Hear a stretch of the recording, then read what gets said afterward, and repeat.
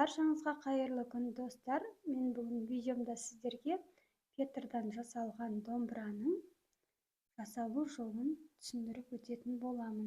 Егер видеом ұнаса, лайк басып, комментарий жазып, каналыма тіркеліп қоюды ұмытпаңыздар. Ең алдымен картонға домбырамыздың суретін салып аламыз. Оны канцелярский ножбен қиып алып, дәл соны фетрға бастырып, бір-біріне ыстық клей арқылы жабыстырып алатын боламыз. Міне, мен жабыстырып алдым. Енді газетті умаждап, осындай дүмпейтіп, домбыраның ішін толтыратын боламыз.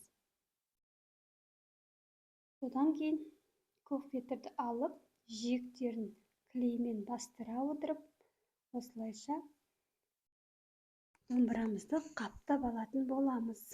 Содан кейін түрлі түсті фетрмен бетіне өзіміз қалаған суретті бейнені бейнелеп жабыстыратын боламыз.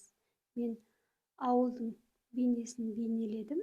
Қазақша үйлер, күн, қыран, жайлауды белгілеп суретін салдым. Енді пеноплексті жасылмен қаптап, подставка істейтін боламыз.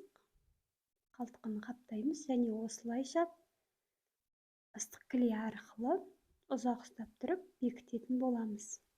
Міне жабыстырып алдым.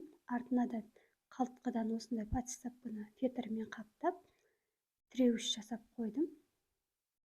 Мықты болып тұру үшін. Егер видеом ұнаса, пайдалы болса, каналыма тіркеліп қоюды ұмытпаңыздар.